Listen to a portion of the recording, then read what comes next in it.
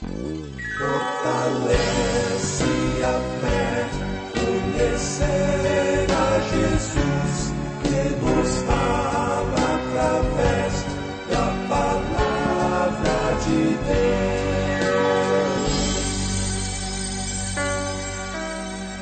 Apresentamos Através da Bíblia, o programa que leva você ao estudo sistemático e detalhado do livro dos livros, a Palavra de Deus. Este projeto, que tem como objetivo estudar toda a Bíblia Sagrada em 5 anos, foi idealizado pelo Dr. J. Vernon McGee. Os estudos são produzidos, contextualizados e apresentados pelo pastor e professor Itamir Neves. Convidamos você, ouvinte, a acompanhar esta jornada através da Bíblia. Olá, amigo, estamos iniciando mais um programa da série Através da Bíblia. É com grande prazer e satisfação que mais uma vez entro em contato com você, com o objetivo de dedicar esse tempo para juntos estudarmos a Palavra de Deus. Desejo que o estudo de hoje sirva para a sua edificação e traga, além dos desafios do texto, as mais preciosas bênçãos divinas para a sua vida em todas as suas áreas, na sua vida devocional, na familiar, na vida ministerial, na sua vida profissional também e nos relacionamentos que você desenvolve diariamente.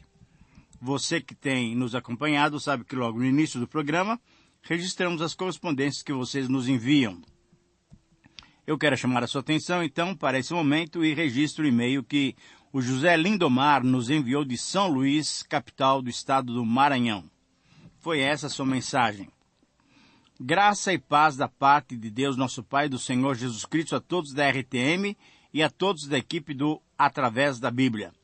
Querido amigo pastor Itamir, acompanho o seu programa às 5h30 da manhã, durante o meu trabalho aqui na Ceasa de São Luís. Outro dia, ouvindo o seu programa, o senhor falou que os 5 anos de estudo já estavam chegando ao fim. Fiquei triste com a notícia, pois esses estudos já fazem parte da minha vida.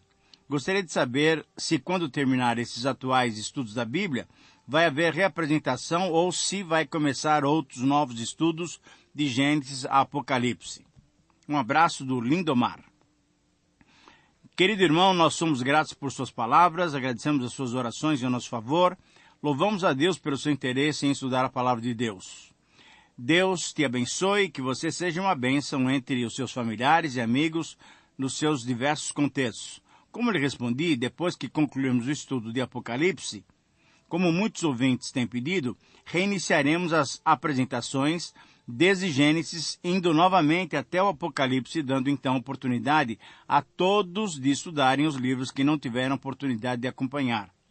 E agora, preparando-nos para mais um estudo e reflexão nesse livro das Revelações, no Apocalipse, eu quero convidar você e a todos que me sintonizam nesse momento a buscarmos a presença do Senhor através dessa palavra de oração.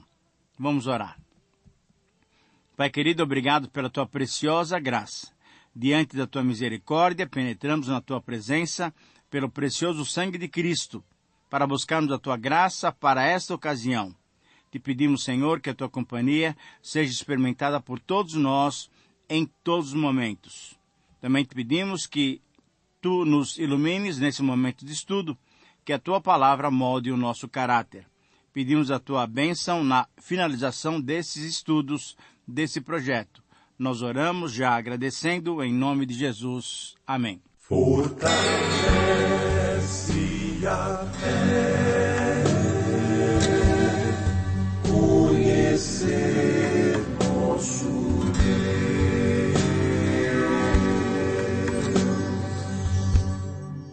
Querido amigo, hoje temos como alvo estudarmos mais um capítulo do livro de Apocalipse, onde João vai revelar para nós mais um detalhe da visão celeste que ele teve.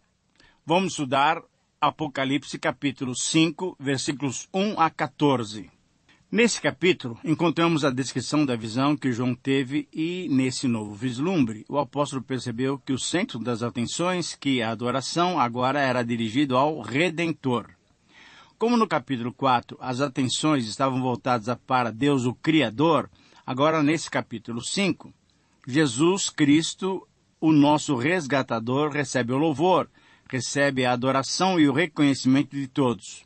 Diante da pergunta aguda que deixou a todos em suspense, Jesus foi declarado o único ser digno de abrir o livro. Em todo o universo, não foi encontrado ninguém apto para essa tarefa. Ninguém foi considerado digno para abrir os selos e executar e realizar o conteúdo do livro. Somente Jesus, que é sem pecado, venceu o mundo, venceu o diabo. Só Ele é o Senhor dos senhores e o Rei dos reis. Ele é o Deus, homem, capaz de abrir o livro de Deus. A razão pela qual o Senhor Jesus foi considerado apto e digno para essa tarefa se encontra nas palavras do verso 9.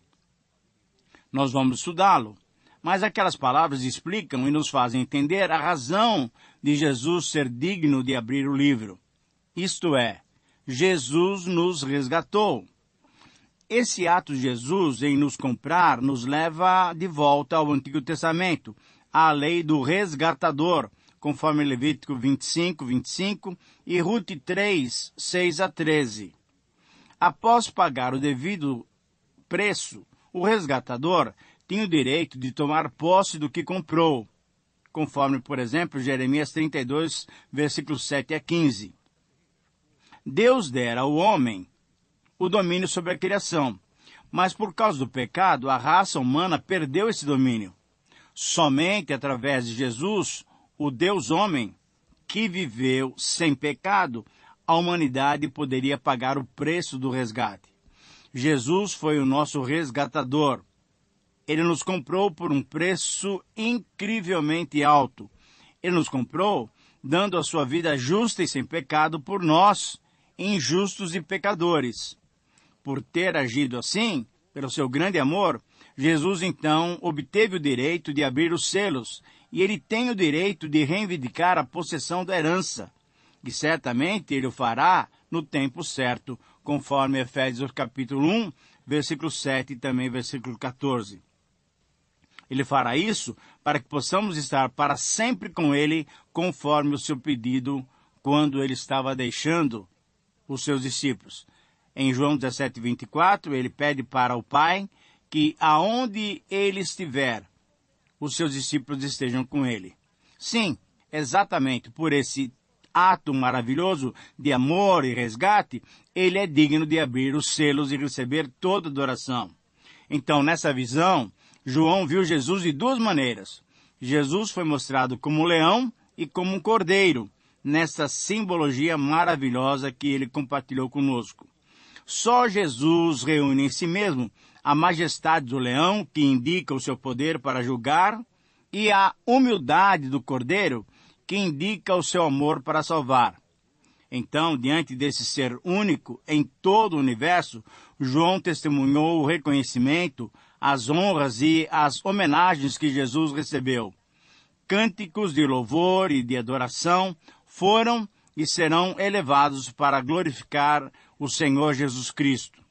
Por isso, ao estudarmos esse capítulo, vamos refletir sobre ele, tendo como título a seguinte expressão: a dignidade do Senhor Jesus Cristo. Eu repito, com base em Apocalipse, capítulo 5, versículos 1 a 14, vamos estudar esse texto sob esse título: a dignidade do Senhor Jesus Cristo. Quando olhamos para esse texto, quando o estudamos, quando o analisamos, percebemos esse princípio. Somente o Senhor Jesus Cristo, por sua obra salvífica, é digno de abrir o livro dos planos de Deus. Eu vou repetir. Esse é o princípio que temos a partir de Apocalipse 5, 1 a 14. Somente o Senhor Jesus Cristo, por sua obra salvífica, é digno de abrir o livro dos planos de Deus. Nesse texto encontramos 3 razões pelas quais somente o Senhor Jesus é digno de abrir o livro dos planos de Deus. E a primeira razão pela qual somente Jesus pode abrir esse livro dos planos de Deus é que só ele foi encontrado digno dessa tarefa. Só ele, só Jesus foi encontrado digno dessa tarefa. Veja os versículos 1 a 5, eu leio para você. Vi na mão direita daquele que estava sentado no trono um livro escrito por dentro e por fora, de todo selado com 7 selos. Vi também um anjo forte que proclamava em grande voz: quem é digno de abrir o livro e de lhe desatar os selos?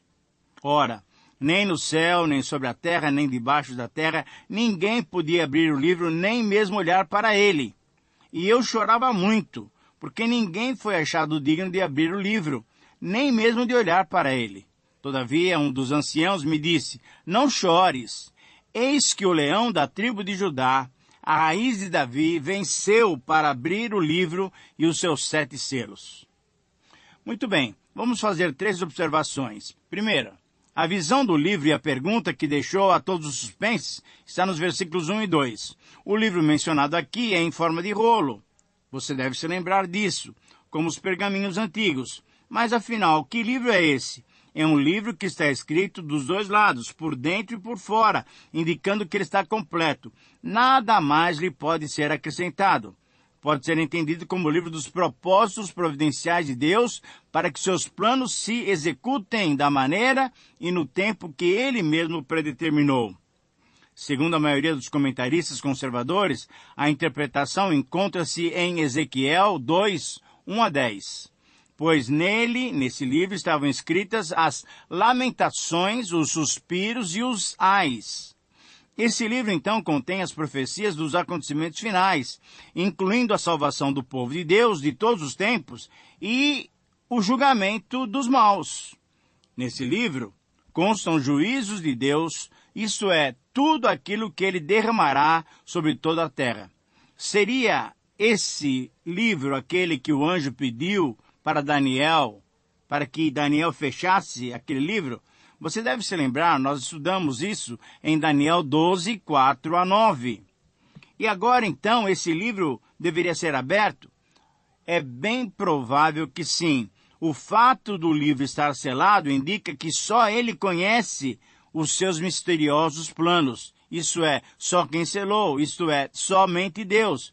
Esse livro estava com Deus, indicando que Deus tem o controle sobre toda a história. No livro estavam descritas a sua vontade e os seus planos, conforme Jeremias 29, 11. Uma segunda observação é que ninguém é digno de abrir o livro dos planos de Deus, versículos 3 e 4. Então, diante da pergunta que ecoou nos céus, na terra, no inferno, por todos os cantos do universo, e diante da falta de alguém que fosse achado capaz e digno para abrir o livro, o apóstolo não se conteve. Ele mesmo declara, ele chorou muitíssimo. Certamente foi uma cena impactante para os olhos humanos de João. A qualificação dos santos e dos anjos não era o bastante para lhes conferir o direito de abrir o livro. Só havia somente um, com essa qualificação. Não apenas por Jesus ser o Filho de Deus, o próprio Deus encarnado, mas principalmente porque ele se tornou homem completo, viveu sem pecado e deu a sua vida por nós. Só esse Deus homem viveu em total sintonia com a vontade do Pai. Só ele obedeceu à intenção da lei e não apenas à letra da lei. O único ser em condições e com capacidade e com dignidade para abrir o livro é Jesus o Cristo. Terceira observação, o leão da tribo de Judá é o vencedor, e assim ele pode abrir o livro. Veja o versículo 5. Nessa visão, Jesus é visto como o leão da tribo de Judá, uma expressão vinda lá de Gênesis 49, 9 e 10, uma figura do Messias. Esse leão vem com poder e autoridade para executar o juízo divino sobre todos os que lhe foram rebeldes, não o aceitando e não lhe sendo obedientes. Jesus é descrito também como raiz de Davi, seu criador e seu progenitor, conforme Isaías 11, confirmando então a sua linhagem real e o seu direito como soberano.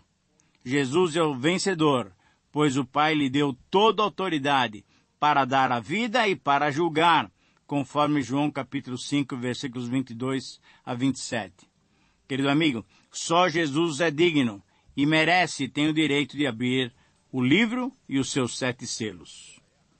Chegamos então à segunda razão pela qual somente Jesus pode abrir o livro dos planos de Deus. É que ele, por sua vida doada, conquistou esse direito. Versículos 6 a 10.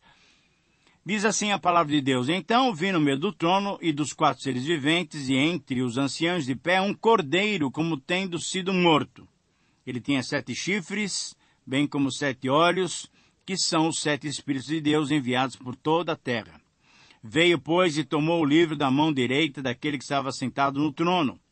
E quando tomou o livro, os 4 seres viventes e os 24 anciãos prostraram-se diante do cordeiro, tendo cada um deles uma harpa e taças de ouro cheias de incenso, que são as orações dos santos. E entoavam um novo cântico, dizendo: Digno és de tomar o livro e de abrir-lhe os selos. Por quê? Porque fosse morto e com o teu sangue compraste para Deus os que procedem de toda tribo, língua, povo e nação. E para o nosso Deus os constituíste reino e sacerdotes, e reinarão sobre a terra. Mais 3 observações. O Cordeiro de Deus é onipotente, onisciente e onipresente. Jesus, como Cordeiro de Deus, é o plano divino que tirou os pecados do mundo. Você deve se lembrar do anúncio de João Batista, João 1:29. Eis o Cordeiro de Deus que tira o pecado do mundo. A frase, como tendo sido morto, significa que ainda ele está vivo. Significa que ele foi ressuscitado. Morreu, mas ressuscitou. Os 7 chifres indicam a sua onipotência, o seu poder perfeito e completo. Anjos e autoridades e poderes estão sujeitos ao Senhor Jesus. Os 7 olhos indicam a sua onisciência, representam visão perfeita e completa. Ele conhece tudo e todos, não só na aparência, mas no secreto de cada coração. E os 7 Espíritos de Deus significam a onipresença. Nos lembra que Jesus recebeu a medida plena do Espírito na realização do seu ministério. O perfeito e completo Espírito Santo foi enviado pelo Filho e pelo Pai por toda a terra depois da sua glorificação. Uma segunda observação é que o Cordeiro de Deus é digno de receber toda a reverência, conforme o versículo 8. Então, na primeira parte do texto, nós vimos que Jesus é o leão e agora é o Cordeiro de Deus. E esse Cordeiro de Deus tomou o livro das mãos do Pai, uma vez que foi manifestada e admitida a sua dignidade. Os seres viventes, então, e os anciãos prestaram-lhe reverência e culto devido, porque ele foi considerado digno. O fato de oferecerem as orações dos santos indica que eram as orações dos mártires, clamando a Deus pelo sangue que tinham derramado, testemunhando a sua fé. As harpas, esses instrumentos de música, as harpas que cada um deles tinha em suas mãos, indica que o louvor era algo que deveriam fazer na mais perfeita maneira. Enquanto as orações são dos cristãos, o louvor perfeito é dos seres celestes. Mais uma observação ainda nos versículos 9 e 10, nós percebemos que o Cordeiro de Deus merece ser louvado com um novo cântico. Temos que aprender que o cântico de louvor faz parte integral do culto a Deus. Essa é uma das ocupações alegres e constantes dos seres celestes diante da divindade. Assim, também, conosco deveria ocorrer. Não cantamos só por cantar, mas cantamos para adorar e honrar ao Cordeiro e ao Deus Pai. O conteúdo desse cântico destaca a redenção e por isso é sempre novo, pois a cada vez recordamos que fomos o alvo do seu grande e precioso amor. O conteúdo desse cântico destaca, primeiro, a dignidade para abrir o livro, a sua morte sacrificial, o resgate que ele fez. Em quarto lugar, a constituição dos salvos num reino de sacerdotes para Deus o Pai. Em quinto lugar, o seu compartilhamento de poder com todos os salvos. Por isso, então, chegamos à terceira razão pela qual somente Jesus Cristo pode abrir o livro dos planos de Deus. É que é a Ele que todos se prostram e todos adoram. Só a Ele é que todos se prostram e o adoram. Versículos 11 a 14. Vi e ouvi uma voz de muitos anjos ao redor do trono, dos seres viventes e dos anciãos. O número dessa multidão era de milhões e milhares de milhares, e proclamavam com grande voz: digno é o Cordeiro que foi morto de receber o poder, a riqueza, a sabedoria, a força, a honra, a glória e o louvor. Então ouvi que toda criatura que há no céu e sobre a terra, e debaixo da terra e sobre o mar, e tudo o que neles há, estava dizendo: aquele que está sentado no trono e ao Cordeiro, seja o louvor e a honra e a glória e o domínio pelos séculos dos séculos. E os quatro seres viventes respondiam: Amém. Então todos os anciãos prostraram-se e adoraram. Querido amigo, Jesus Cristo é adorado pelos muitos anjos, pelos quatro seres viventes e pelos 24 anciãos. Versículos 11 e 12.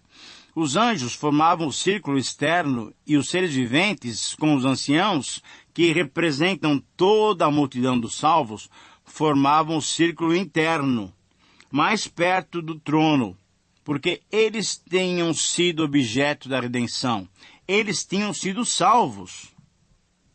Jesus Cristo é adorado porque foi morto e por isso ele merece poder sobre a minha vida, sobre a igreja, sobre o mundo, sobre o universo. Ele merece riqueza, todo o meu ouro e prata, tudo que eu tenho de valioso. Ele recebe também, ele merece sabedoria, isso é, toda a minha capacidade intelectual. Ele merece minha força física, minha saúde, todo o meu dispor. Ele merece honra, o meu desejo puro e único de engrandecê-lo e exaltá-lo na minha vida. Ele merece glória em toda a minha vida, em todas as circunstâncias. Eu devo servir para glorificá-lo. E ele merece louvor. Todo o meu louvor só pode ser prestado a ele. Esse é o coral de toda a criação. Essa deve ser a nossa atitude já agora. Um dia no céu, participaremos desse magnífico coral. Jesus Cristo então é adorado junto com o Pai, e eles merecem. Assim como Jesus agiu em nossa redenção, o Pai é quem a planejou, e por isso os dois, Pai e Filho, merecem receber o quê? Louvor, honra, glória, domínio, por toda a eternidade. Esse louvor, essa adoração, invade todo o universo e toda criatura adora e glorifica esse grande e esse maravilhoso Deus Trino que providenciou a nossa salvação. Mas não apenas providenciou, ele a executou no seu Filho. Mas não só providenciou e executou, ele a aplicou a cada um de nós pelo seu Santo Espírito. Querido amigo, diante desse quadro tão especial e recordando o grande amor divino para conosco, só podemos nos unir com todo esse coro celestial. Podemos louvar a Deus com as nossas vozes, com a nossa vida, com o nosso coração. Por isso o salmista pediu que Deus sondasse o seu coração. E o Senhor Jesus, então, agora achado digno, ele sonda o nosso coração. Ele vê como nós o louvamos, ele vê como nós rendemos-lhe graça. Ele vê como nós o adoramos. Ele conhece o nosso interior. Minha oração, então, é que você seja uma das vozes nesse grande coral. Para que isso aconteça, é necessário que você receba o Senhor Jesus como seu Senhor e Salvador.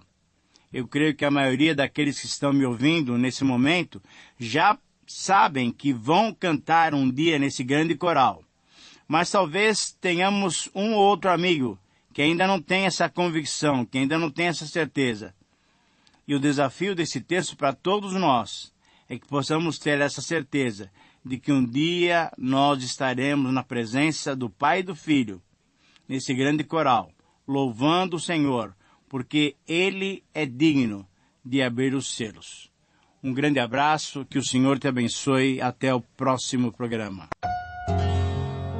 Terminamos mais uma apresentação do programa Através da Bíblia.